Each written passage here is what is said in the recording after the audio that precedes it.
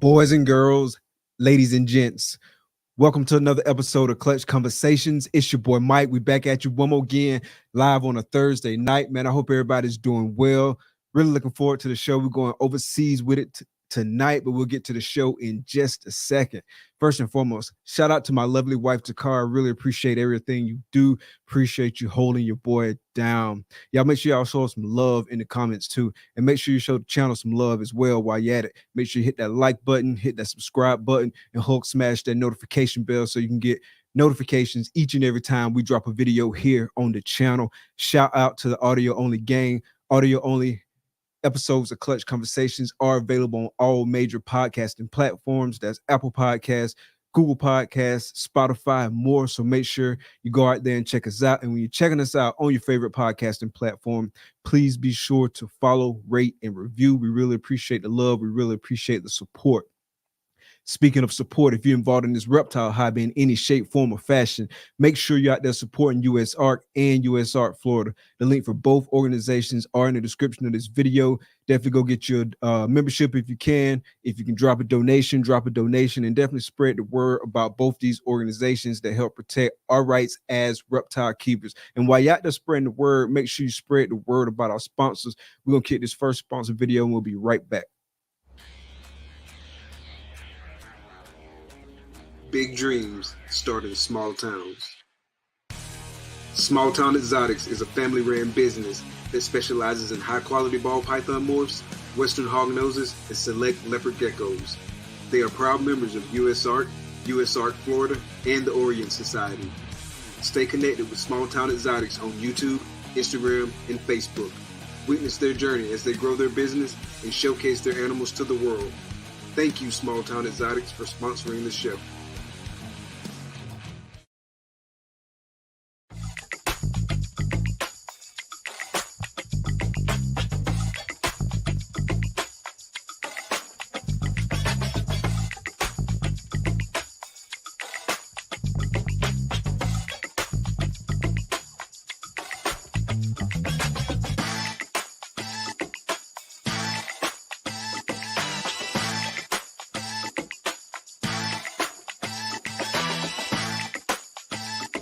Art comes in many forms.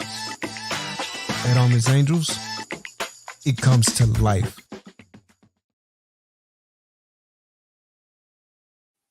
Shout out to the sponsors and shout out to the chat, man. The chat is jumping tonight. Let's see who we got in the building. We got the homie Brian, Heathen Hatchery 352 in the building. What's good, homie? Appreciate you coming out. Eric's More Factory in the building. What's good, homie? Appreciate you coming out. Arvin, Game of Odds, what's good, homie? Appreciate you coming out. Appreciate the support. We got the homie Frank from Locked and Loaded Ball Pythons. Appreciate you coming out, man. This dude right here got a killer collection. Y'all make sure y'all check him out. Make sure y'all go follow him, man. He got some crazy stuff. The big homie Emilio, what's good, homie? V Unit General in the building. What's good? Shout out to the V Unit crew. Got the homie Jesus in the building, Rising Sun Serpents. Y'all make sure y'all get some of that sticker merch from your homie. Appreciate you coming out, dog. Calvi Coughs, what's good? Appreciate you coming out. If it's your first time coming through, make sure you hit that subscribe button and Hulk smash that notification bell. Mission Morphs in the building. What's good, homie? Appreciate you coming out. The big homie Roll 5.0 in the building. What's good, man? Y'all make sure y'all check the homie out too. He did his thing on the IG live today, just showing how you do things. Y'all make sure y'all go check him out. Blaker's Pythons in the building. What's good, homie? Appreciate you coming out. Appreciate the support. See who else we got. The homie Big Ed in the building. What's good, homie? Appreciate the love. Appreciate the support. Jessica, what's good? Appreciate you coming out. Denmark's Den. Appreciate you. See who else we got. Don't want to miss nobody. Volcanic Constrictors, what's good, homie? Appreciate you coming out. Appreciate you coming out. Got the homie Wiz in the building. We're gonna stop it right there again this week. Hey man, the homie Wiz got something big for y'all next week. Stick around to the end of the show. I might just let a little bit of the information out, so y'all make sure y'all check that out. Appreciate you coming out, homie. Appreciate the support. We're gonna kick this intro video, then we'll be right back.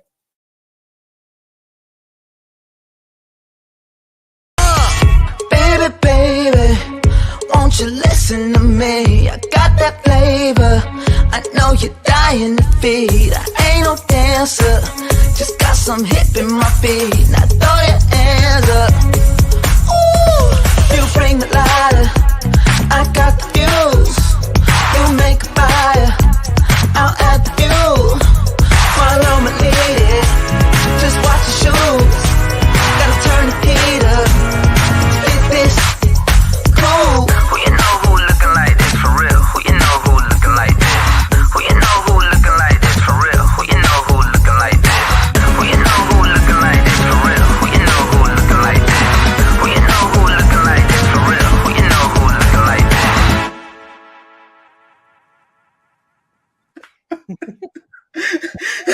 Oh my gosh, my stomach hurts.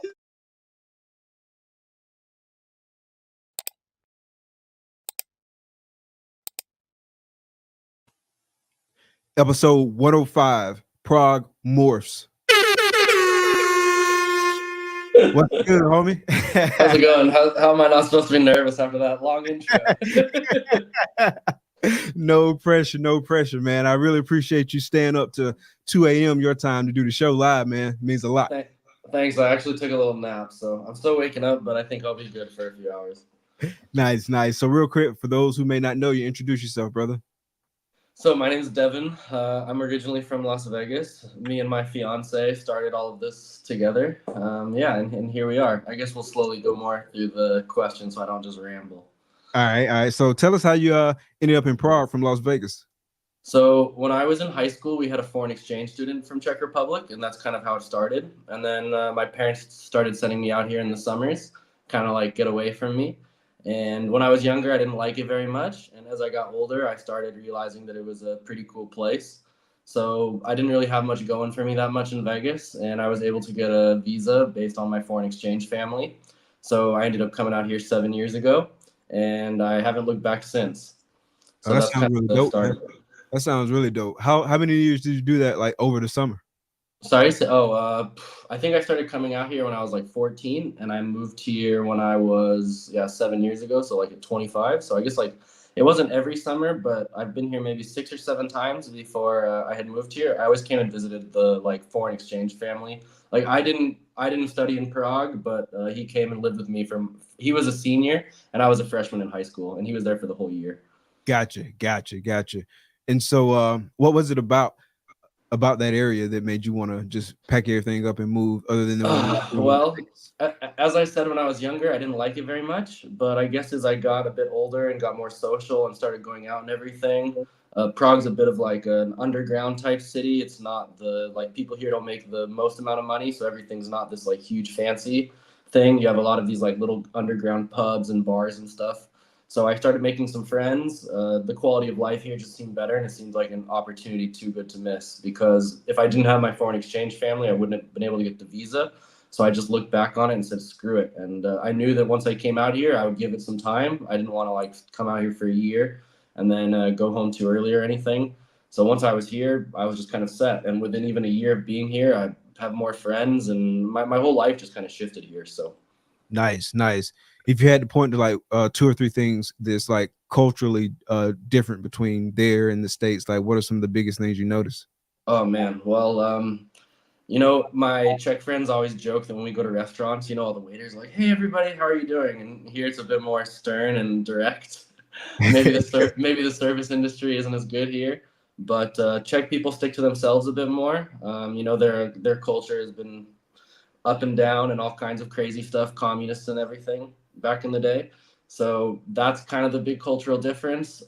It's not a total Eastern European country, but it's also not so Western also. So you kind of have a bit of both worlds. Food's much different.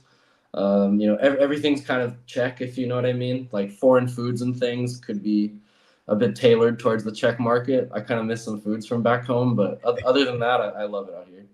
What food you missing the most? I mean, I know it's not American food, but I miss like good Japanese food and good Chinese food. The number one immigrant out here are Vietnamese people, so all the Asian food is kind of dominated by them. So when you go to like a Chinese place, they have like a Vietnamese menu and some Chinese stuff. So the sushi game's not so good out here, and I miss ramen for sure too. Nice. So how'd you get into ball pythons? So my fiance and I, well, at the time she wasn't my fiance, we lived in a 1-bedroom apartment in Prague, and I used to watch a lot of venomous videos back in the day, like Viper Keeper, for example. So I always had a bit of an interest in snakes, but I had never really acted on it. So when it came time to get maybe like a pet or something for the apartment, we had this crazy idea sitting on the couch that we'd get a ball python. And in my head, I thought it would be like in this big fancy terrarium in my living room, and I'd have this fancy snake. So when we first started, we ordered a terrarium from a German company, and like the breeder that I was buying from at the time was supposed to come in 2 weeks. So the terrarium never showed. Well, the terrarium showed up late, but it wasn't going to be here in time for the handover. So I ordered another one, and then they both showed up at the same time. So when I joked around with the breeder, like, "Hey man, I have 2 terrariums. What do you recommend?" And he was like, "Oh man, you definitely need a female for the male," because we had bought a fire butter spot nose head clown just based on like the website scrolling. Oh, this one looks cool. Click. And the guy's like, "Man, I got a leopard pastel 66 head clown. You can make butter Batmans with it." And that was the start of it, man. It put me down the rabbit hole of the morph calculator, and it just snowballed from there, man. Total 100% obsession. So you picked up those first 2. So how long was it after you picked up those first 2? Did you start like picking up more? Oh man, I think it took me a good 3 weeks to learn how to feed the snake. As we all know, the breeder told me like wait a week, and it just didn't make much sense in my head. So I think after 3 weeks of trial and error and learning how to set them up, and man, it took me forever to figure out like the system of how a thermostat works, like putting the sensor on the heat mat into the sensor, and that into the wall. So once I kind of figured it out a bit, and we had discovered Morph Market, I was just scrolling and clicking, and I think I was like a month after when we had ordered our next 2 snakes. So within a month, I think we had already had our second purchase from someone. Okay. And what were those purchases? It was actually a pack. I think it was a Firefly OD Hypo and an unknown line of Xanthic that I had never even heard of at the time. The guy had some weird pairing, like a special to a Mojave, and an Xanthic popped out. So he didn't know what line it was, and I still didn't understand it. So I think that was the purchase. And then from that same guy, like maybe he's actually Salter and Serpentine on Instagram, a small German guy, a good friend of mine. And I think later he ended up selling me an adult just to give me a little bit of maybe experience, because the females that we had were, I think, like 600 or 700 grams at the time. And he's like, "Oh, if you take this adult in a year, maybe you can make something." And I think he almost gave it to me for free. It was like a pastel OD het hypo male, and it was like my first adult.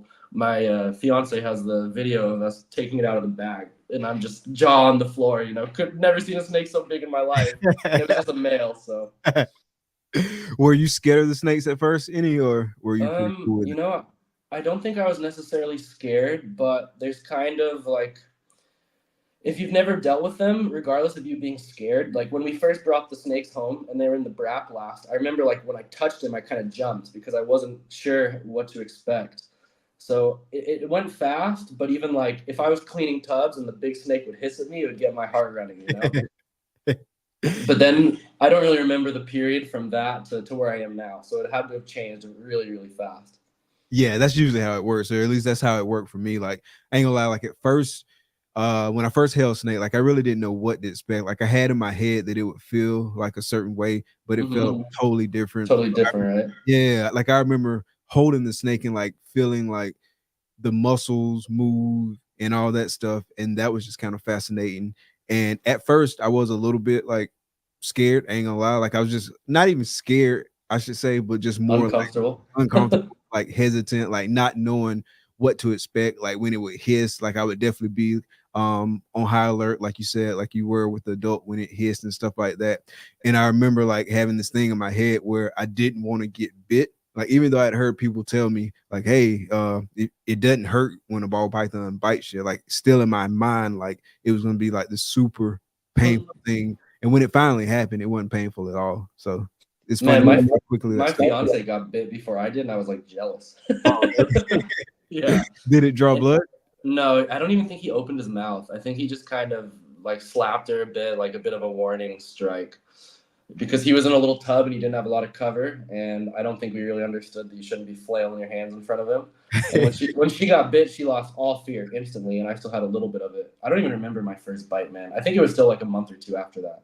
Gotcha. I remember we picked up a lesser leopard clown, and like she was cool at first, and then one day like we were holding her on the bed, and like she just freaked out, and like she was like striking, and that was the first time like we had seen like a snake like freak out like that. So crazy. Like, yeah, that was pretty funny. Like, had to get the hook and like grab her. Like right now I know like is ways you can get around it, not and whatnot. Yeah. But like back then it was just like, yeah, just take whatever precautions necessary.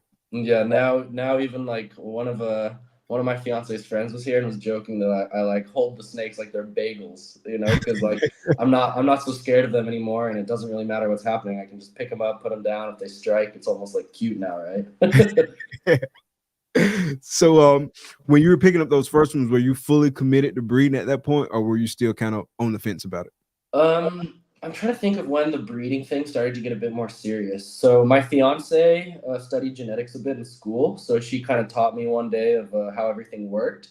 And there was a moment when the light bulb kind of went off in my head of like understanding how to make purchases to avoid 66% hets. Like instead of buying 1.1 clown head DG, you can buy a clown head DG and a DG head clown. And then the worst case scenario, you have double hets, right? So I think that I don't think it was maybe until we had met another big breeder. We have a friend out here. His name is Martin. They're Bohemia Balls, I think. He was one of the first guys that allowed us to come over to his facility. And going down there, I think, was a big eye-opener for me that I knew it was something that I could do. Standing in his hatchling room, at the time, I think he had clear tubs, so you could see all the babies. And the energy of standing in that room and all the animals there was one of the most unique things I had ever done. So he was one of the first guys that we saw that had a decent list of females for sale, just like leopard head clowns and butterhead clowns. So even though I maybe wasn't 100% positive of what I wanted to do or the direction that I wanted to go, I kind of started realizing that I needed to build this base. So when he posted his list for sale, I think we had reserved 7 or 8 animals. And then we drove down there. He's 2 hours south. We'll get into that later. And I think we left with 25 females. He had so much stuff for sale. He started showing us, he had like pastel leopard head clowns, and I think he even had a few, like an Enchi clown or something. So he didn't sell us holdbacks, but he was definitely, being a bit more gracious of what he would give us. So that was kind of the start of it, and that's when I knew, like, okay, this is gonna get a bit out of hand, because that was like the big jump from us going from like 10 snakes to 50 snakes overnight. And we were still waiting for a rack at the time, and we had everything in these IKEA tubs that were on the floor. And at one point, our whole bedroom was just like, you couldn't even walk in it because it was just all snakes.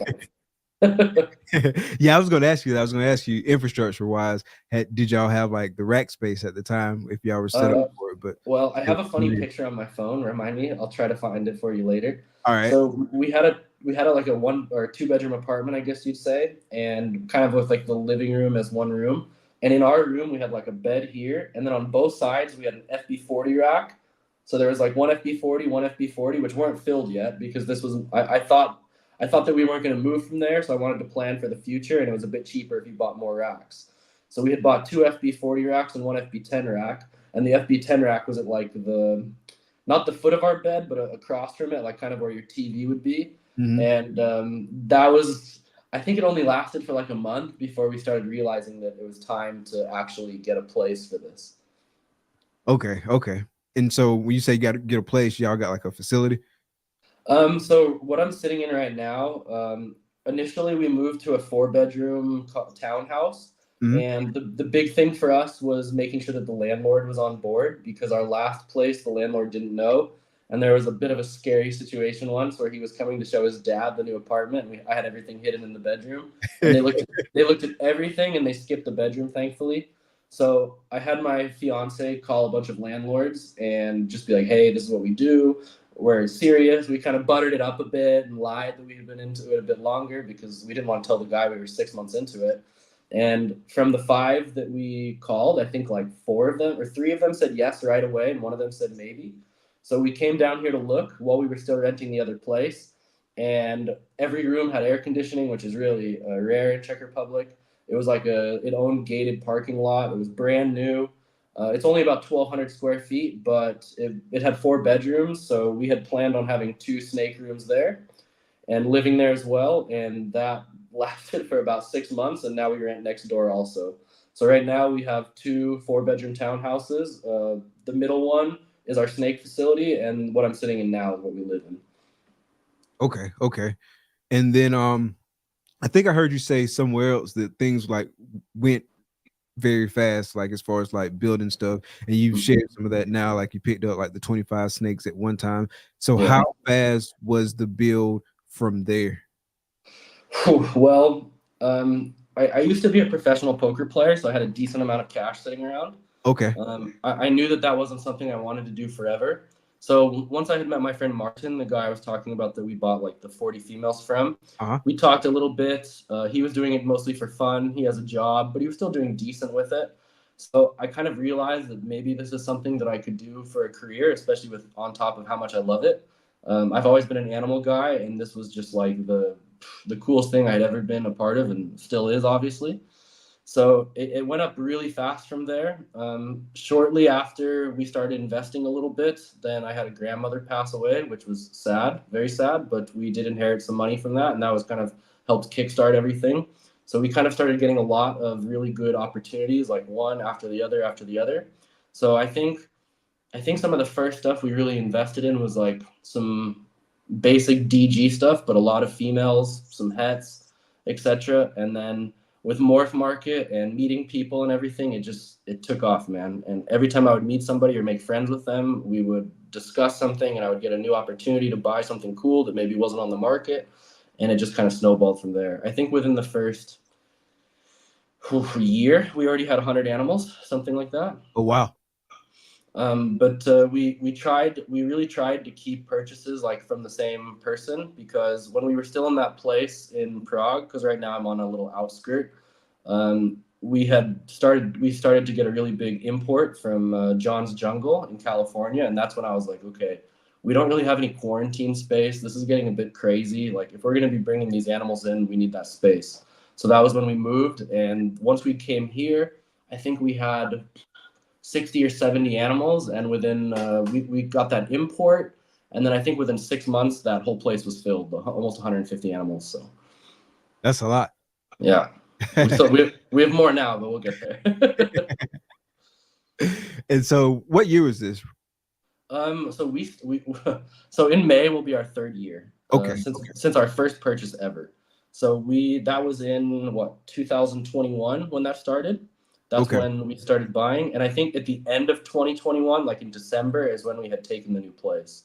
So, and we've been here now. So yeah, so we've been here for like a year and a half. And as I told you earlier, we're already moving facilities. So nice. So talk about the move to the new facility. So where we're staying now is pretty expensive, especially for Czech standards. When I was talking to my dad one day, he gave me the crazy idea that he's like, man, you guys can't expand this fast and like live in the same place. So maybe you should bring it up with your landlord one day. If the people move, that you guys should take next door. So I thought it was a bit crazy, but we brought it up with the landlord. And at the time, it seemed like no one was going to move. There were families here. They all knew we had snakes, but they just weren't moving. And then maybe like 2 or 3 months after that happened, the lady in the middle started having some like legal battles with a divorce that she was going through. So they had to move. And yeah, we took it. So that was what allowed us to expand a bit more. So now we have, like I said, a full 4-bedroom place. It's not 100% packed, but it's pretty much filled, especially with adult racks and things. When we got Renee's collection, which we can get into a bit later, it worked out kind of perfectly because we had moved out of the room that we were living in, and that gave us one extra room in the place, and we didn't have anything to put in there. I was just going to kind of save it for a baby room or something. And then when we got the opportunity to buy Renee's collection, I was like, man, this couldn't be any more perfect. We can put all of his animals away from ours. They can breed together. We don't have to integrate their animals with ours. And that's kind of where it started. So we didn't plan on being here for more than 2 years just because it's pretty expensive. And our friend Martin from Bohemian Balls, he's a contractor / builder. So he kind of helped convince us that maybe we should buy some land down there and live next to him. So there's a really big plot of land. It's a little bit less than 2 acres. His parents live on the land next to us, and he knew the people that were selling it. So through a long, grueling negotiation, he held our hand. We ended up getting this land. So the land doesn't have anything on it, and it's going to be a long time before we build something. But we figured that we don't need to be paying this rent anymore, and we should go live closer down there to the land. So in his company, they were reconstructing 2 apartments in this little village, like 15 kilometers from, or 8 miles, 8 miles from where our place is. And he kind of built it with us having snakes in mind. They put more electrical outlets. They upgraded the breaker. They added a bit more insulation. So in the beginning, I was a bit skeptical, but when I went down there and I saw it, because it is 2 hours from Prague and it is in the middle of nowhere, I went down there and saw it. It's a fourth of the price for us to basically do what we're doing now. And the place we have now, I don't know if you can see it. It has this like slanted ceiling here. Mm-hmm. So next door, we have this in all the snake rooms also, and that stops you from putting another like 5 racks there. So that place doesn't have it. So it's almost the same size, but it's wider rooms and they're longer. So I just said, man, this is the perfect opportunity. We can go down there and it'll be a bit more self-sustainable while we wait to build our facility. Nice. Yeah, man, that sounds really exciting. And you got about what, 450 plus? Yeah, we actually counted the other day for the move, and we have 467 animals. 467. Yeah, the reason that got so big was, like I mentioned, we've actually acquired 2 collections in the last year. The first one was from Renee Snake MD on Instagram. He's like kind of famous for having a good hypo collection, really nice hypo stuff. Okay. And then recently, one of his good friends, a guy named Alex Zander, he had offered us his collection around the same time we got Renee's, but it didn't make much sense when I was still paying one off. And recently we had just made a deal, and now we didn't get everything from him. He still has a few animals, but we got a majority of his animals. So between those 2, that added 150 to the collection. And then last year was our first season hatching babies. So we had that 150 was kind of like our core base, I guess. And then we had 22 clutches plus the collections. And yeah, that's how we got to so many animals so fast. And so talk about your moving process and the planning process, like leading up to the move and what all goes into that, some of the challenges. Well, it is in the middle of the season, which is like one of the worst times ever to move. The place that we're in next door, the insulation is crazy, so it's really warm over there. So even during the coldest months, I think the coldest it ever got was 76 degrees. So I think that it being so warm is inhibiting our breeding a bit.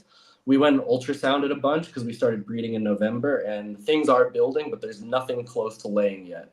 So initially I thought maybe we would move in like May or something, and we would keep one place just in case something laid, and I would let females cycle before I moved them.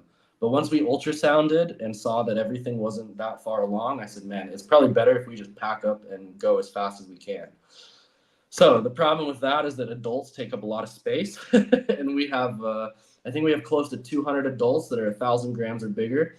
So we don't have a van until this weekend, so we've just been using 2 cars, and the whole process is tear down one rack, bring it there first, make sure everything's fine with the heating. Once everything was fine, then we can come here, tear down one more rack, bring 2 racks of animals, so 40 animals, and start the process over again. So today with 2 cars, we got 32 animals down there, but it took all day. It's a 2-hour drive. We had to bring the racks, take everything out of bags. Labeling is crazy again because all of our labels are on the racks and maybe they weren't the best labels. So we want to try to do it a lot more organized, because as we were buying things and as we acquired Renee's animals, things kind of okay, his animals are in this room, and then I have the old holdbacks here, and this was an old quarantine room and everything passed quarantine, so now it's fine.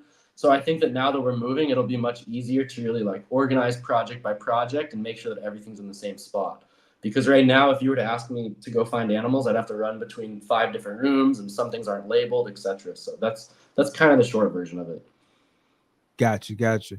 And in that collection, like you've been picking up like some really dope stuff. Like I saw some of your stuff on IG, and I think I saw some stuff on a YouTube video. So talk about the genetics you're working, the projects you're working, and kind of your mindset there.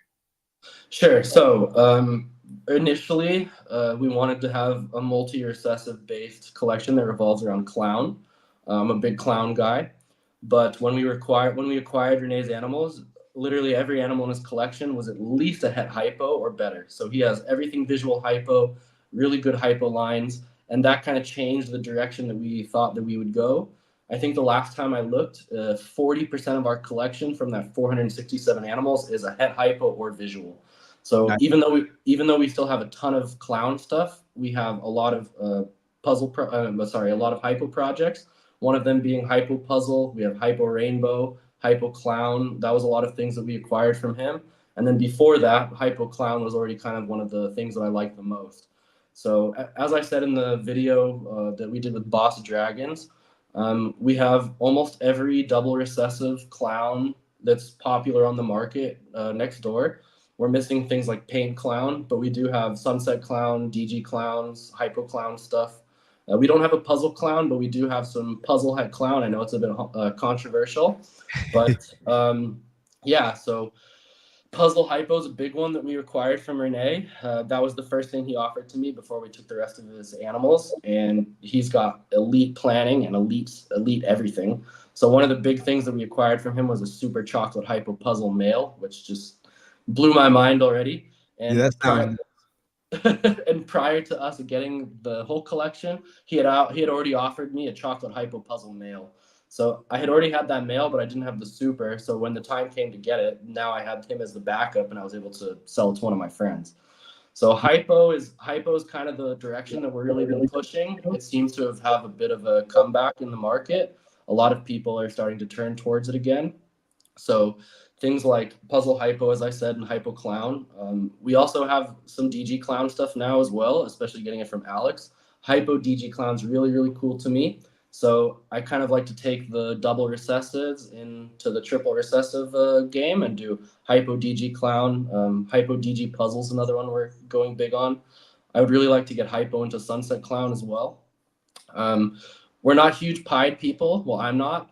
But we do have a decent amount of hypo-pied stuff that comes from our friend Peter at Dutch Pythons, who also has an absolutely elite hypo collection. Not a ton of animals, but if I was to think of anybody else who had just as good of hypo animals as Renee, it would be Peter. So we have some of that. We have a little bit of DG pied. We have a little bit of clown pied. Hopefully enough so that we can still progress in it, but I think it's tough to work with, so that's why I went with the clown route. Gotcha. What are your thoughts on the puzzle clown? You mentioned that earlier. Well, I haven't seen a ton of it. We have 1.2 clown double het puzzle hypo, and I think I bought that before I kind of realized what it could or couldn't do. But when I did the bomb projects live stream, Will from Royal Canadian came on, and after the stream, him and I talked a little, and he showed me maybe what he thinks has been some puzzle clown combos. So even if it's not so extreme, I think it won't be the worst idea to add another recessive to something, especially if it can change things. Puzzle does brighten things up a bit, and I think that once you start getting, like, for example, if you were to make a Pompeii and it had puzzle in it, I think that there could be some cool interactions, at least subtle enough to where it makes it cool. Maybe it won't be for everybody. Maybe there's still some interactions out there that is absolutely amazing that we haven't discovered. But it does seem like sometimes when you take two extremely strong recessives, one can overpower the other. Yeah, like you said, man. Maybe it's something to be created that we haven't seen yet, and that's part of the fun. It's just like tinkering with the stuff, and someone's got to have the vision, have the foresight to work the project, stick to the project, tinker with it, and find out what works. And then once you hit something that's crazy, then all of a sudden, all eyes on you. Sure, but it doesn't necessarily have to be eyes on you too. You know, like you might be making this puzzle clown, and like the more you work with it, you start realizing all the subtle differences. It pulls the white up a bit on the sides, and maybe you love it too. So it doesn't necessarily have to only be an eye opener, but obviously that's what we want too. We want everyone to go crazy when we see things. But sometimes the hard part for me now, when we have so many animals, is finding this divide of like what makes sense and what doesn't make sense, even if I like it. Like one example that's been a tiny bit of a letdown for me is we have some candy clown stuff, and this season we hatched, I think two visual candy clown combos, but both ended up with pastel, and you just can't see anything. So I still love it. I love the candy clown that we had as a baby, but I need to work with it a bit more. But yeah, it might not be as big of an eye opener for me as I thought it was when we invested in it. You hit what you think is a super chocolate hypo clown too, right? Yeah, after speaking to people, we do think it's a super. It might be a bit more reduced than we would like. We have two other chocolate hypo clowns in the building, and with talking to Renee and everything, it seems like it's a super. I don't want to be the guy that's going out there calling things until it proves out. I've been back and forth in my head a ton, but the more I go over there and look at him, especially as he ages, he doesn't have the same yellow tone that the regular chocolate hypo clowns have. We've repeated a pairing that can make them again. So we have chocolate hypo clown to chocolate hypo het clown. So hopefully we can hatch a few more examples. One of the guys who helps me ID thinks that maybe there's blade in the pairing, and that could be a reason why it's a bit more reduced. But for now, I'm going to call him a chocolate hypo clown and a really nice one, and we'll see if he proves out. Nice. Oh, how big is he now? Like, is he going to be ready? He's like 200. I think he's like 200 grams. My plan was to get him ready for late season. I think that we've been so busy this year that maybe I didn't start the hatchlings as fast as I should have. We normally feed weekly. So the hatchlings, I don't breed my own rats yet. That's another big disadvantage we have of living in a ball python house, I guess you can say. At the new place, we have like a little basement cellar that's away from all the apartments, and we're going to try to breed, like, just start with some ASFs and see how it goes. So I think that when we move, I'm going to focus a bit on giving hatchlings a bit more food, because now when I order, sorry, I didn't hear the echo. Now when we buy rats, we can't really hold them because they smell so much, and we have people that are next door. So I feed everything that we have, and that's it. And if I want to feed again, I have to order again. And with 500 snakes, it's expensive. So yeah, that can add up quick. Yeah, that's the one thing that I'm really looking forward to is having our own rat breeding, not just for saving money, but for controlling what's going into our animals, and being able to, this hatchling denied, and to give them another chance 2-3 days later instead of having to wait a week. So are there a lot of rodent breeders in your area? Well, there's a really big one that seems to supply a lot of guys in Europe. They're really good. They deliver directly to our door. It is just like a giant rat breeding warehouse in the middle of nowhere. But other than them, there's like a lot of smaller guys, and I probably wouldn't recommend buying from those guys if you're out in Czech Republic. You never know what these guys are doing to their rodents, spraying pesticides and stuff. And we already had one really bad experience 6 months ago because we were buying from some of the smaller guys because they were half the price of this big breeder, and we ended up having a snake die from it. So that was a big wake up call for us. Yeah, that's one good thing about breeding your own rodents. You know exactly what's going on with them. Mm-hmm. Like you control all that stuff. And you feeding rats, or you feed ASFs, or I feed ASFs. Yeah, let me take that back. So I feed ASFs primarily for everything I'm keeping, but I still do source rodents from a guy locally to get Norwegians. Yeah, they're still like the standard rat, I guess, right? Yeah. So just like a regular rat. I do still get rats from him on a weekly basis to feed some of the animals that I'm gonna sell and stuff like that. But for everything that's staying in my collection, or it's like a problem feeder and it won't the regular rats, I give it ASFs. And me personally, I love ASFs. That's my go-to food source, really. I like it. Is there because I know there's a lot in the States, there's a lot of people who go back and forth about ASFs versus rodents versus mice. Is it like that over in Europe, or is it pretty much people just do whatever they do and don't worry about what other folks do? It is. There's especially we have a few customers in Poland, and that has a really big divide on there's people that are strictly ASFs, and there's people that won't even buy snakes that are on ASFs. My friend Martin from Bohemian Balls, the guy that I keep referring to from down south, he feeds his whole collection on ASFs, and they have quite a few animals. And when we acquired Alex's animals recently, he was breeding ASFs, and he kind of gave me a bit of a starter colony. So I kind of started experimenting with them a bit, because before I was feeding exclusively rats and mice. So one of the ideas that I had now was maybe I'll change my mousers to ASFs and keep the ones that are on rats on rats. I'm going to experiment with a few holdbacks and put them on ASFs and see if it makes any difference. But I do love the fact that they smell less. that's amazing. I also kind of like the size that they get to, because at the moment I think it's 90 to 150 grams is the like range that you buy the large ones in. So I'm never really feeding much bigger than like what a big ASF would be anyways. So I do like that. But in general, in Czech Republic, they're more expensive. My big rat breeder, the one that we buy from now, they only sell frozens. They don't sell live ASFs, or multis, they call them in the UK.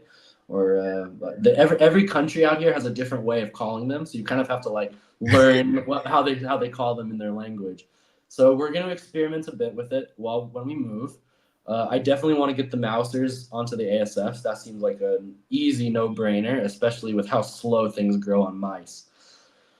So maybe if we could breed ASFs, which would cover the mouser part of our purchase, and then buy the rats, I think that could be a good alternative. And then we would always have some ASFs around to give it. But there's a huge divide. There are people that won't buy them that are on them. So maybe I would only be feeding ASFs to things that are in our collection, and then anything for sale, I would just do the standard mouse to rat. Yeah, the divide is exactly why I feed animals that are for sale. Is exactly why I feed regular rats, because of that. Of course. There are people that won't.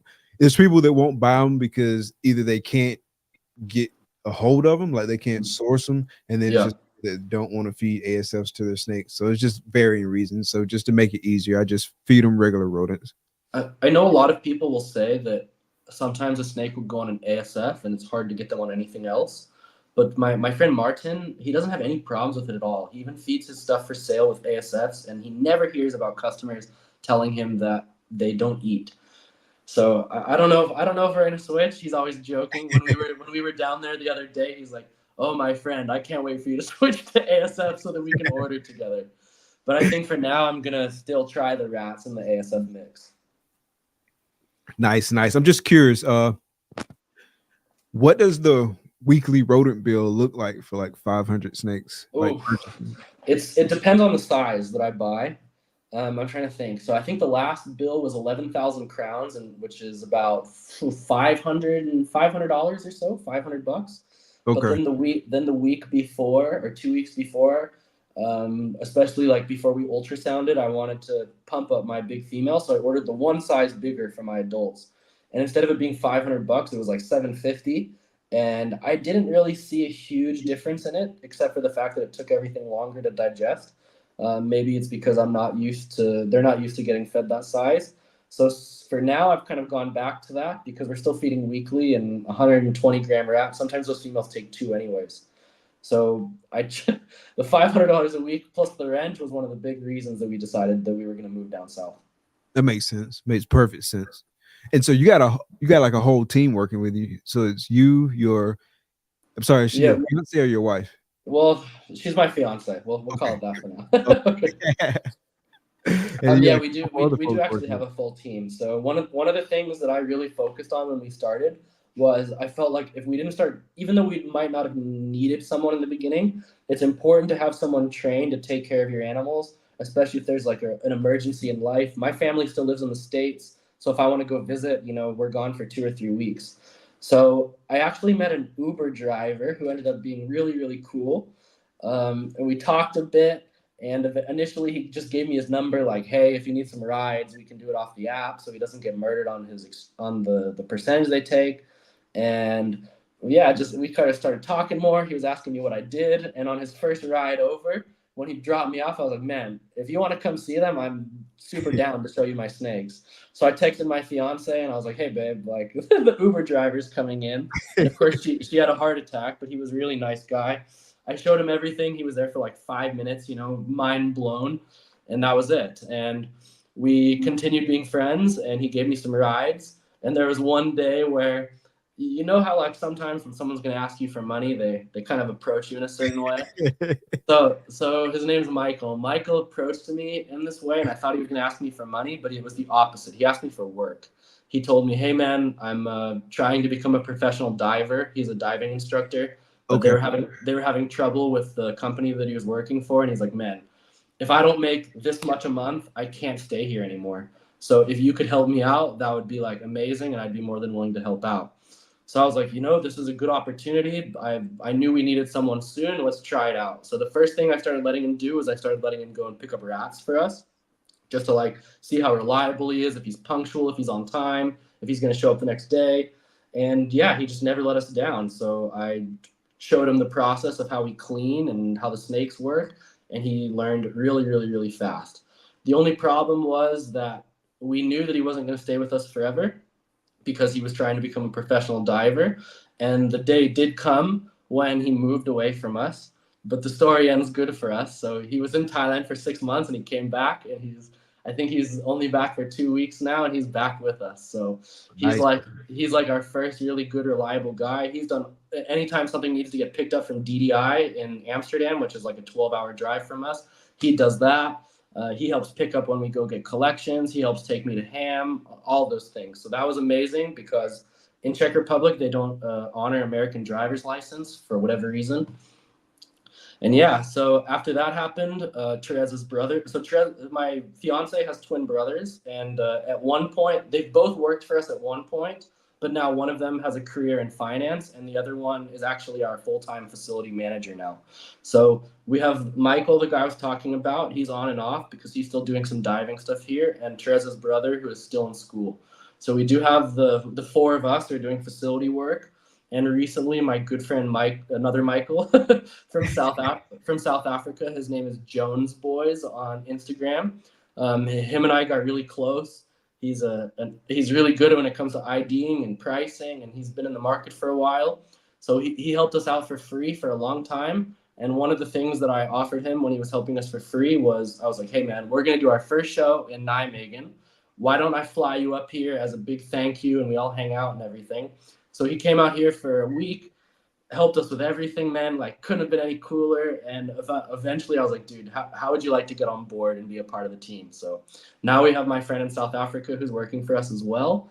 Eventually, I would like to get him here, but that's going to be really, really tough. But yeah, so we have five of us. Nobody's working full time. I think that both my guys are 2 days on a week. So we just kind of like separate it. So there's someone here 4 days a week. I always tell the guys who work for me, use Prague morphs as a stepping stone to accomplish your dreams. I know you might not want to clean snakes forever, but we offer a pretty decent hourly for Czech standards. So, use us to move forward. And that's why the first guy I was talking about moved to Thailand. But thankfully it didn't work out for him and he's back. That's dope, man. It's dope that you got like a nice little team dynamic going. Man, without it, it's impossible, like even though we might quote unquote have a lower overhead if we did everything ourselves. I mean, now Therese and I, we can go to shows, we can travel. If there's any problem, I know that someone can come over here and everything's always taken care of well. So it's an amazing feeling. Nice. It frees you up to have like a better quality of life, better work-life balance. You can focus on more strategic things. Like it also helps them, because when we went to Nijmegen, our friend Jean-Francois, who owns Gopher Coco, is one of the big sponsors of it, and he had Billy from Mutation Creation down there. So we got to go down there for the weekend, do our show, and we got to spend the weekend with Billy and Jean-Francois. And I took both Michael from South Africa and Teresa's brother. And Teresa's brother is very involved, but maybe he wasn't so into like genetics and everything. And I think after that trip, he really, the spark really went off for him, because for both of the close employees for us, I've let them buy one snake in our collection so that they can be a part of things. They can maybe build their own collection. And now we split clutch with them in our own facility. So I think that after that, he was gung-ho and just ready to be a part of it. He was telling everybody, this is the family business. I'm so excited for it. So it's really cool to me to have the passion with those guys as well. So maybe they might not be the world's best breeders, but for them to appreciate the animals and to love what they're doing, I don't want them to feel like they're coming to work and slaving away. That's the last thing ever. It takes away from the care of animals. And everybody's kind of on the same page. We do things together. We go to, we order food together. Now we have this big move and we have so much help. It's like people help us so much. Sometimes I'm like, why do people like us? That's what's up, bro. Hey, we're gonna take a real quick sponsor break, but when we come back, I want to talk about like your production and stuff. Sure. So I have time to run to the bathroom real quick. Yep. All right, cool. Do your thing, bro.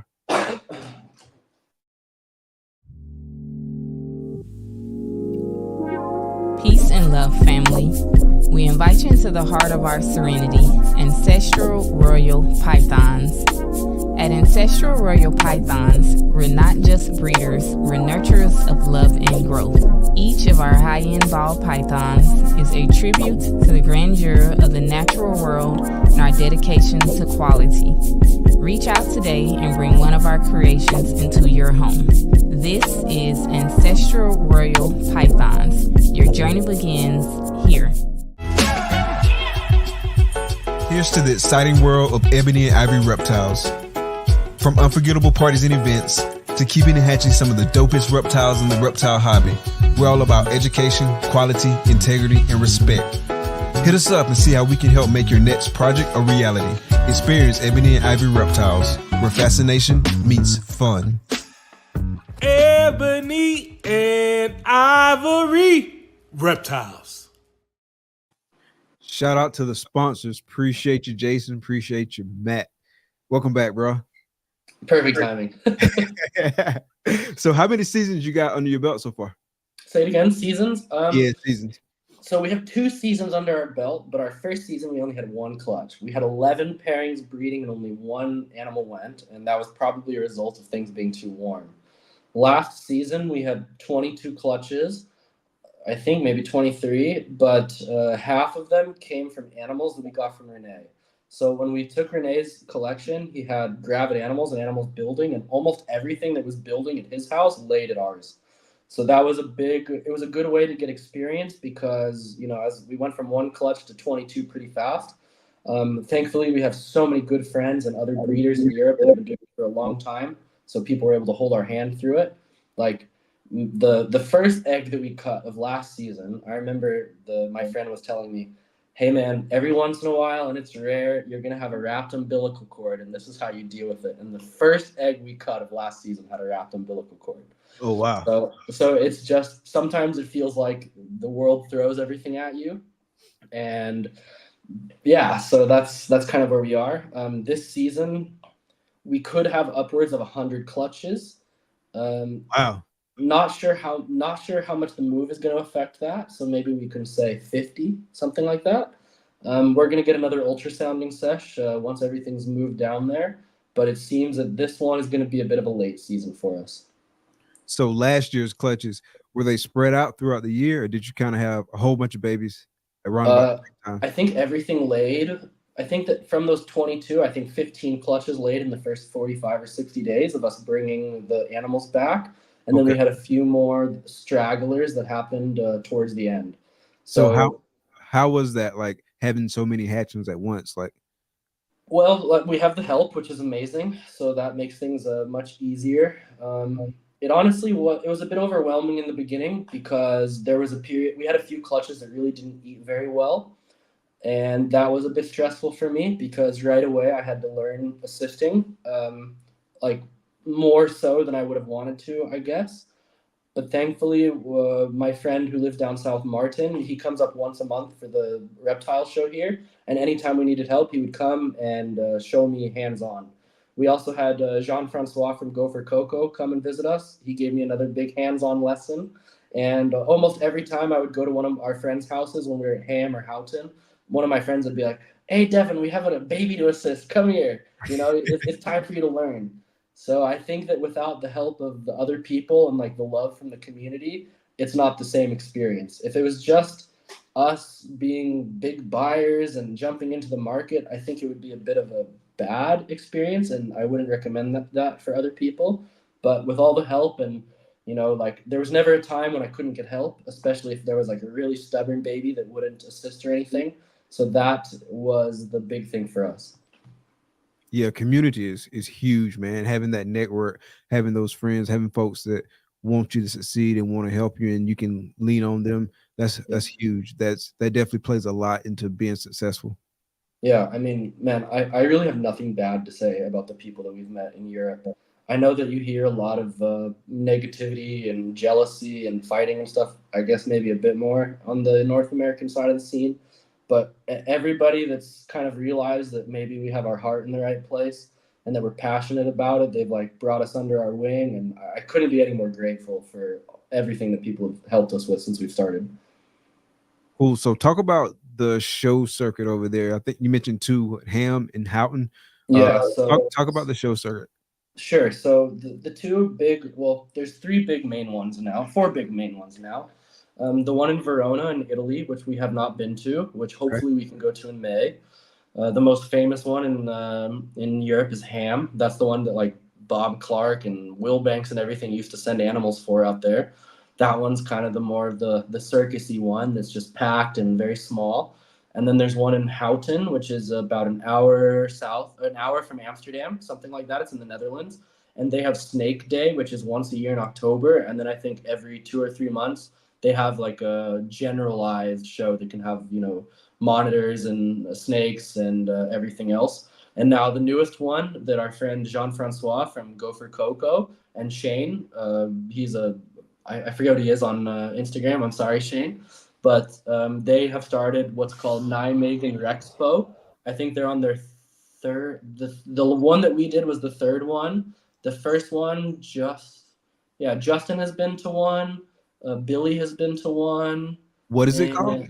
It's called Nijmegen. It's Nijmegen. Nijmegen, I think. Nijmegen Rexpo. It's in the city that it's called in the Netherlands.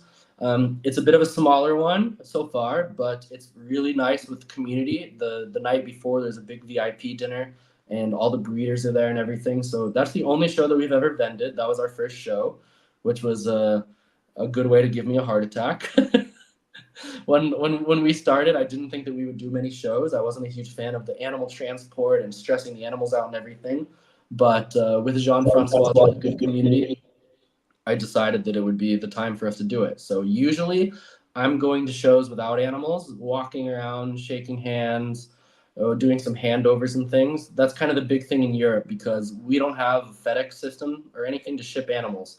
So if you want to buy an animal from me, I can send it to your door with a courier, but it's really expensive, especially if you live far. So generally what most people do is they have 4 handovers a year, which would be at Ham or Houten. So you'd have your, you know, December, March, June, and September, and those would be the times you do your handovers. So that's kind of like the generalized meeting point for the European breeders, is to go to some of these shows. There's actually a show here in Prague that's a bit smaller. It's called Živa Exotica, which stands for like live exotics, I guess. And we usually go there and hang out, but lately there's been Willie from Austrian Reptiles and Ralph Sim from Ralph Reptizon, the Cosmos guy. Cosmos guy. Yeah, so they're coming out to the show now. So now we decided to get a table so that we can be next to them, and it's just kind of like a hangout now. And they come once a month and hang out with us. So we will be doing the Prague show once a month. Even if it's not really meant for selling animals, it's mostly just to meet people and show people and educate them and things, and get an excuse to get my German and Austrian friends here to hang out. Nice. Yeah, that sounds pretty cool. Really cool, actually. So you've touched on like some of the challenges that you've had along the way, but I guess kind of like looking back over the past several years, and something we hadn't touched on yet, like what are some other challenges that you've learned a ton from? Man, the big one that really scared me in the beginning was trying to learn about health things. And it was really tough, especially like if you want to find your information on something like ballpython.net, you're going to start having a heart attack and thinking your entire collection is sick. So one of the big turning points for us was I subscribed to both Justin and Miguel's Patreon for a while. Mm-hmm. And I remember there was once Justin posted a video with a snake with an enlarged heart, and he mentioned I'm going to call Dr. Stahl. And that was it. So I had heard the name, and then maybe 6 months later, Miguel had posted another video on his Patreon, and he mentioned the same guy's name. So I figured this guy is involved in the ball python world. Let's figure out who he is. So I started Googling him. I couldn't figure out how to spell his name, and finally I found who he was, and his name is Dr. Scott Stahl. They're SEAVS out of Virginia. They're a big exotic reptile vet. So I called his office one day and said, "Hi, my name is Devin. I live in Czech Republic. I've heard the name. I'm not sure, but it seems like he works with ball pythons. What's the deal?" And they came back with me and told me that Scott is really passionate about reptiles in general, especially ball pythons. And he does large collection management. And Justin's one of the guys, and Miguel as well, that he helps. So we scheduled a call with him. Not the cheapest guy on the planet, but we scheduled a call with him, and he was one of the big turning points for us in learning about health stuff. So we've had 5 calls with him now, and in general, the strategy would be to have 4 calls a year with him, go over problems, etc. He also gives you email correspondence. So anytime you have a problem, you can text him. He can tell you what it is. Our vets here already knew who he was because he's an author of one of the textbooks that they use. So that was a really big turning point for me, because before that, I was a nervous wreck, man. If I was in a snake room and I even heard one little wheeze or one anything, I just would lose my mind and sit in there and listen and Google and everything. So it's been really amazing to have him on our team and to help us. And when I text him, "Hey man, the snake's wheezing, what do I do?" And he goes, "Let it shed," or whatever it is, right? Just anything that's very basic. There's been a few times that we had babies that didn't develop internally correctly and they needed surgery, and he helped our vets here with the surgery, even though it wasn't successful. We actually have a really cool, before the live ends, let's see your 3 favorite puzzle combos. That's at the end.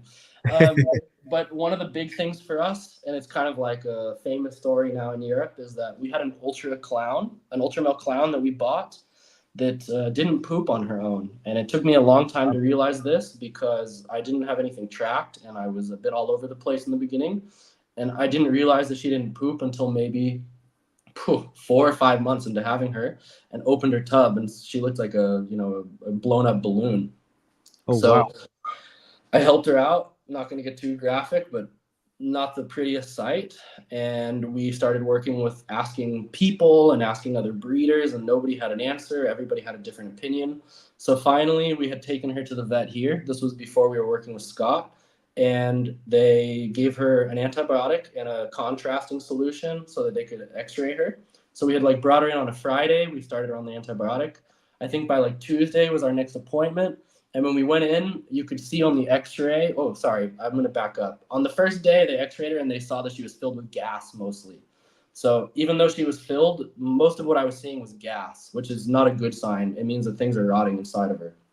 So by Tuesday, the next time that we were there, you could see that it was much better. So we figured the antibiotic was working. So we finished the course of antibiotics. She looked a million times better. All the gas was gone, but she was still having troubles pooping.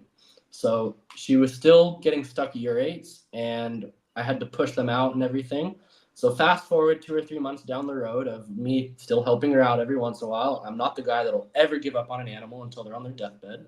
So Scott came in and he really started piecing it together. He said, okay, well, maybe when she was frozen, it ruined a bit of her gut bacteria. So now that we've given her antibiotics, not only have we killed the bad bacteria, but we've also killed the good bacteria. So his solution was to find another healthy animal, take poop from that animal, mix it with water, and feed it into the stomach of that snake. And the idea was that that would help restore the gut flora of that animal. So it sounded crazy, but that's definitely not something I would have thought of. we took her to the vet here. We talked to our vets, and they said, wow, this makes perfect sense. They do this with humans for people that have Crohn's disease. Forgive me if I'm forgetting it, but it's a digestion issue. Mm-hmm. And man, sure enough, 1.5, maybe 2 months later, it started off pretty slow, but she slowly got back to normal. Now she's in my friend's collection, breeding. She's 1,500 grams. Everything seems fine. Hasn't had any problems at all. So that was a big wake-up call for me, because our vets here didn't know. None of even my friends who have been doing it for 20 years never really knew. And Scott figured it out in like a 20-minute phone call. So that's when I knew that he was kind of the truth. So man, so now anytime I had any question or anything that was like bothering me, how does this work? How does this work? Is bacteria something I need to be scared of? Do we need to disinfect our hands after every animal? Blah, blah, blah. So that now I think is a year that we're working with him, and I can sleep well. Anytime there's a problem, he'll tell me like, hey man, this isn't anything to worry about. It'll work out on its own. And yeah, also very grateful for that guy. That's wild, bro. The comments going crazy to everybody saying that's wild. That's wild. Yeah. That's probably the most unique like snake health story that's ever been told on the show. Man, I couldn't believe it. And now our vets here, they're using this treatment when they see that snakes are having digestion issues, because a lot of times there's people that use metronazidol, I think is what it's called. It's also for deworming, but it can also help store gut bacteria. And for me, I would rather use a natural solution before I'm putting any type of chemicals or any medicine or anything in an animal, you know? So even though it can help them, I don't necessarily think these animals were meant to take these medicines, right? So for me, it's nice to have this guy, man. Without Scott, I would never be able to have the amount of animals that we have. Yeah, that's wild, man. That's crazy. Everybody loves this story, man. It's such a cool story. Yeah, I would definitely retell that story myself, man. Yeah, dude, it's great because I've even heard that there's people in Europe retelling that story, so I had to tell it. So moving away from what did you say? Sorry, no, I was just laughing. Oh, okay. I thought somebody said something crazy in the comments. Yeah, as the Beast Morse in the chat says, that some people do use metronazidol to get animals back on food. So okay. So let's talk about your favorite projects and like what do you think about like the future of projects? Like what projects most excite you that you're ready to work on, and then what do you think about like the future of those projects? Well, as I said earlier, it's going to be a lot of hypo stuff here. So Hypo Clown is probably still my favorite project. Our first investment animal that we ever bought was a special Hypo Clown female, and it was not like they didn't deliver, they didn't offer discounts, you know, they wanted it paid in cash. So it was not the easiest animal to get, but I kind of played by their rules to get her because she was so gorgeous. So that was a big stepping stone for me. And then from Ralph Reptiles, we ended up getting a GHI Hypo Clown male. So those are the first two things that really blew my mind. And yeah, so now that we have all the puzzles, all the hypo stuff with Renee, we're kind of able to go back and forth with it. I think that hypo is maybe a bit underutilized in the industry. When we started, I remember going to Snake Day, and they were like, I think people had female hypos on the table for like 25 euros. So now that guys like Renee was a big guy who helped push hypo, he has so many pretty combos on Instagram and everything. So I really want to continue going down into the hypo clown path. It does really well with both light and dark genes. One of the things I was talking to Renee about the other night was putting lace into hypo clown, because I also really like hypo DG clown. So I'm thinking maybe the white lace hypo clown could kind of have that DG hypo clown vibe, but it's going to be hard to say because sometimes the hypo can really pull the oranges and things out of it. So I'm not exactly sure what that's going to look like. Hypo puzzle for me is a huge one now, especially since we have so many of those combos. We have a Dark Knight hypo puzzle, which is a chocolate spot nose hypo puzzle, and that's just, I think that's my fiance's favorite animal, and it just blew me away, man. This is such a cool snake. So I think, you know, there's a lot of hypo lines out there, I guess you can say, and the not nice stuff can kind of turn you off of that. But when you see really nice hypo stuff, like, I don't know if recently on our story we posted a black pastel hypo head puzzle, and for it just being a black pastel hypo, I'm sure the head helps. It's just absolutely phenomenal. You know, we have a black pastel DG as well, and it's a great animal too, but it doesn't seem to have the same like spectrum of colors that hypo has. So this year or last year, we got a hypo DG head clown male. That was a big import that we got from Florida. So he's been probably the main breeder of the non-Renee animals. So I am really pushing the hypo DG clown on almost everything that he's touching. I think that I really like the darker stuff, and especially now, Justin put out a video recently of his DG clown stuff, like with some blackhead. I think it was like some blackhead stuff in there, and it's unbelievable the contrast that it makes. So I tend to go down the darker side of things, and that's kind of the direction that we've had. Even though I was talking that special hypo clown's kind of the opposite of dark, I think that you can make a lot of really good contrast and hypo. You can make the same combo. You can make the same hypo clown combo, and I think you'll have a lot of different variations of it, especially when one gene is more overpowering than another. So that's kind of my favorite for that.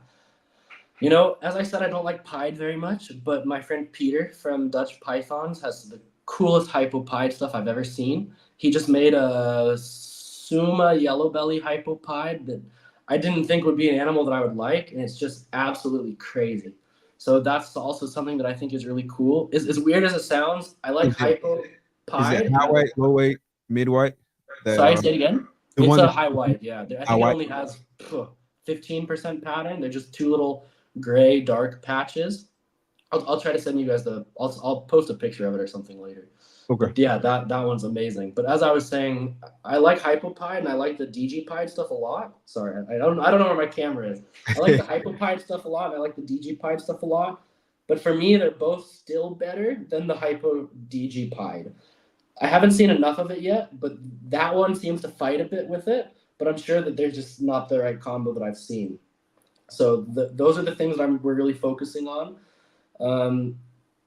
I'm really interested to see what things like Redhead would do in Hypo Clown and Hypo DG Clown, and even just in DG Clown. We were a bit weak on the DG Clown side, but recently when we got to the Alexander's animals, I think that came with a lot of DG Clown stuff and Clownhead DG breeders and things. So hopefully this year we can make something like some black pastel DG Clownhead hypos. We're still trying to hit the special hypo Clownhead DG. We have two females that give us the chance at making the triple hypo DG clown this year. Nice. And a new one that I've maybe been changing my opinion on a bit, especially since we got Alex's animals, is the Xanthic stuff. So in the beginning, I wasn't a huge fan of Xanthic, especially because there's so many different variations of it. Some Xanthic clowns look amazing, and some Xanthic clowns look exactly the same as a regular clown. But now that everybody's really chasing this Xanthic DG clown, that was a big acquisition from us. So the Alexander collection that we have now, that was his biggest project. It's TSK DG clown, so it's not VPI, but TSK. Okay. So now we've kind of stumbled upon this project, and we have some chances at making TSK DG clowns this year. So. Right. And not only that, but in the collection, we have some Xanthic DGs, which are really cool. And we also have an Xanthic hypo that looks awesome. So these things kind of are changing my my mind on things. And maybe we would start even an Xanthic hypo DG project, which seems like it could be quite unique. Nice, nice. In terms of recessives, are there any recessives that you don't have in your collection right now that you kind of got your eye on? Zebra, yeah, that's the one that we don't have at the moment. I talked to Mike Rattlesnacks. I'm not sure if that's still his name, from the UK a bit, and he's waiting for me to hatch him a chocolate hypho puzzle, and maybe we would trade him for some zebra. But other than that, we have almost every recessive that I would like. Obviously, we don't have like Tornado or anything that's new. Paint is another one that I kind of have my eye on. The paint clowns look amazing, but then I haven't seen too many paint combos that maybe warrant me into, investing in a bunch of paint yet. So currently, I think that we have almost every recessive that we would like. We have Monarch, we have Ultramel, we have Rainbow, we have basically all the lines of albino now. That's one that I'm going to have to think of in the future if we continue with, because I do like Lav albino, but with us being really focused on the multi-recessive projects, it's kind of hard to go into that quadruple recessive with Lav. You can do like Lav Clown Pied. Maybe you could add Sunset, but for me, I can't put hypo on it. So that's a big one for me. What about incomplete dominance? Anything that you don't currently have that you want to get into? What do we have? What do we not have? Well, we don't have a Cosmos. That's one that we don't have. That's a big one that in the future I'll keep my eyes on. Other than that, we have most of the popular codoms that are on the market. We recently just got a redhead clown male, and we already had some redhead het clown females. What else? I'm trying to think codon wise. It's hard for me to think off the top of my head, but we have almost everything that I would like in codon. There's the most recent one that I was really interested in was Trojan, and we have a super Trojan het hypo from Justin now. Okay, nice. What about like in terms of like non-popular incomplete dominant genes? Like, are there any that you're kind of working with that are we have a gene called Hitari that's okay. Yeah, we have Hitari, and this year our friend Chris Wampy Balls made some Hitari het clowns. So we're making a trade / breeder loan, and we're gonna get 4 of those. So we'll have 4 Hitari het clown females. That has a super called Atari, and I've only ever seen a few pictures of it. So that's a really cool one that could be kind of unique. I'm trying to think of any of the smaller ones. We have a kind of a dinkerish in our collection that I was considering calling Jolt, but it seems that somebody else has already taken that name. I was just about to ask that. Yeah, so I think that somebody else has that, so I'm not sure what I will call it yet. But one of my friends from Austria, I think he's SC Reptiles, he was one of the guys that we bought some stuff from in the beginning. And as I learned more, I noticed, I said, hey man, you got this yellow gene in everything. It's like, it looks like it's the world's best pastel. It's almost like a banana yellow in these animals. So I told him, like, man, you know you have this floating around. And he said, yeah, I know. We've never proved it. It seems to be in all of our animals, yada, yada, yada. And maybe like 6 months later, he had a really big order from somebody that was supposed to take, 15 or 16 animals. And he got stood up at the gas station where they were supposed to hand over. The guy didn't show up, didn't have money or anything. So when he told me, he was like, hey, man, this is a disaster. My wife and I were expecting some of this money for our bills. He said, how about this? If you want the project, I'll give you every animal that we have in it. You don't have to pay the price of the dinker. You can just pay the price of what the animal is. Pay me over time, and let's see what happens. So I said, man, I love it. Seems like a good risk, and let's take it. So now we have like 25 animals that have this gene. I'll call it Jolt for now, but I'm probably going to rename it. So that's kind of cool, but I haven't proved it yet, and we have to breed it this year. What else is there that's there? We also have Peach clowns. Peach? Okay. Yeah, so we have Peach. One of them, we have 1.1. They both look really different, so it's hard to say what they are. They're not from Justin, so maybe that could be cool as well. But what else? I guess Rainbow. That's not an incomplete. That's a recessive. Yeah, I'm not so. I think that's it as far as the like unheard of ones.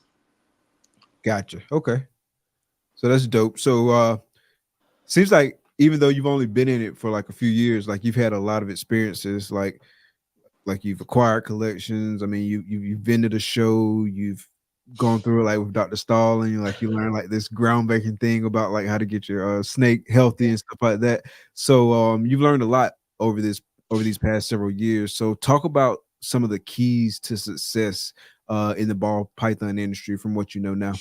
So from what I know now, when I look back on it, a big one for us are relations. Some people stay in their own lane a bit more and other people network a bit. But as I was saying earlier, if we really didn't have these guys around us, not only would we not have these really cool animals, but we also wouldn't have the confidence to kind of go into unknown waters, because even with Scott on the team, it's still nice to have your friends who have been doing it for 20 years help a lot. So that's a big one for me. I think that especially with how much variance there is in breeding and odds and everything, that it's very important that you stay close, especially if they're people you like, with people that are on the same projects, because like Peter from Dutch Pythons, he also does rainbow hypo and puzzle hypo stuff. And I know that if I miss a combo and he makes it, then we'll share it, right? Or he'll sell it to me or whatever. So that's a big one for us. Another one is patience. Even though we really went through it fast, I always tell my friends or like customers or people that we're helping, really try to plan your purchases. One of the big mistakes that we made was I knew I wanted blackhead, so I would go and buy a butter blackhead clown female, but I wouldn't have a goal with like what I want to do with her. I have her and I know that I'm going to breed her and do whatever, but I didn't have the breeding plan in my head of like, oh, I need a blackhead female to make this combo. So I think that try not to get on this FOMO train of like thinking that the hype is going to pass you by and everything, because as you can see, the market cycles, and especially now that we're in a buyer's market. So really try to, excuse me, I have to sorry. So really try to figure out what you want in your projects. Don't think that you have to buy an animal because it's there and you're not going to find another one if it has a gene in it you don't like, Like if there's the new quad recessive and it has pastel in it, it's not, and you don't want pastel in it, well, wait until you get something better, because that just creates this cycle of you needing extra animals to sell. And now instead of having a 1 in 2 chance of making the male without pastel, you have a 1 in 4 chance because the other one's going to have pastel in it. So that's a big one for me. Really get your husbandry down. Every place that you're in is going to be different. Like the first place that we were in has different insulation than the next place. That place holds humidity different than the other one. So really dial in that husbandry, however you're doing it. There's many different ways. You could talk about it for hours, but really figure out your environment. One of the things that took me a while to learn is that we have relatively brutal winters here, and anytime the temperature outside is below 32 degrees, it's very important that the tubs are a bit more humid than normal, because for whatever reason the dew point outside is a bit lower, and that's when things will start having bad sheds unless you're really on top of it. So like these are the things that regardless if someone tells you, you do need to have experience, right?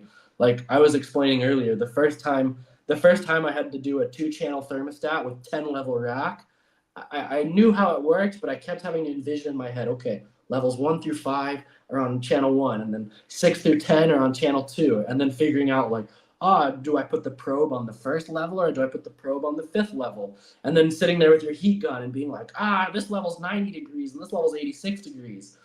So these are all things that even if you're going fast or slow, you just have to have hands-on experience, right? Same with assist feeding. You want to assist feed, you got to do it many times, have someone show it to you. The first time you put that mouse in the snake's mouth, it's not just going to wrap it and go down its throat. So this is those are all things that I think are important for our learning journey and to continue to move forward. Because like now that we're moving to a new facility, it has different insulation. The rooms are different. The airflow is going to be different. The floor might be colder in this place than it is in the other place. Really try to stay on top of checking things. Like buy that infrared heat gun. That's the biggest thing that my number one friend is figuring things of how warm it is, is you never know if that heat mat is at 95 degrees, a few degrees too hot, unless you have that heat gun. So like these are things that I think just take time, and you kind of have to have this little, like I call it a responsibility clock in your head. Now that we have so many animals, I know that if we're supposed to be cleaning every 5 to 7 days and maybe we're not cleaning on the 8th day, it's like tick, tick, tick. You really got to make sure that those animals are fine. It's your responsibility, and I just can't sleep until it's there.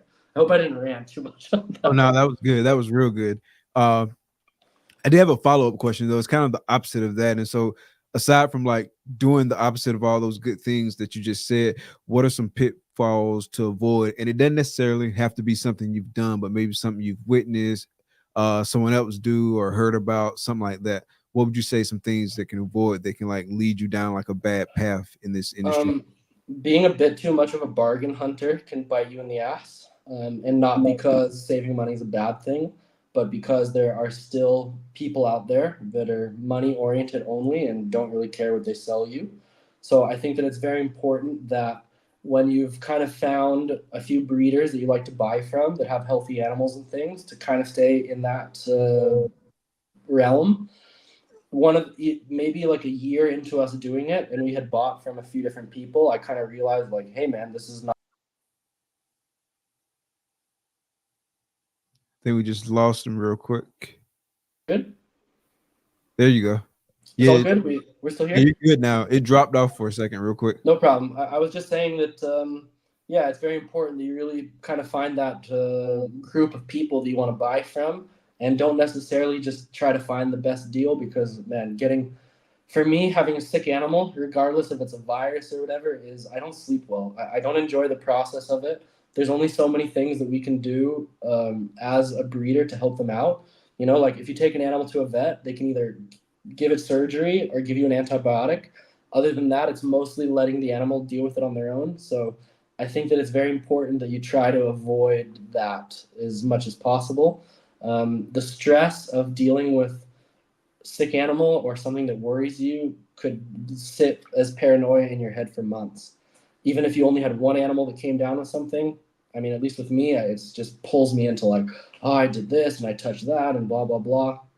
So I think that's very, very important for the bad things.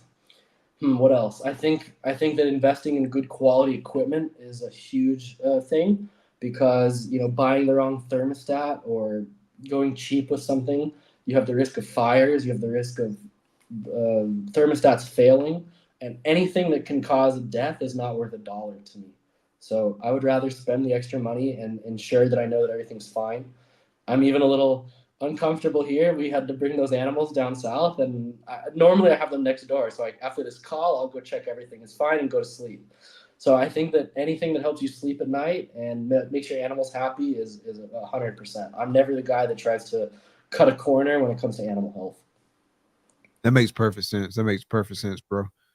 So before we let you get out of here for the rest of your night and enjoy the rest of your night, because I know it's getting late there and you got like a lot of stuff to do this weekend with moving the collection and all. First off, I really appreciate you taking the time. I know when we started the show, it was 2 a.m. there, so it's probably inching up on 3:30 a.m. there. So really appreciate you taking the time on this busy week. But is there anything that you want to let the listeners know to be on the lookout for from Prague, more things of that nature?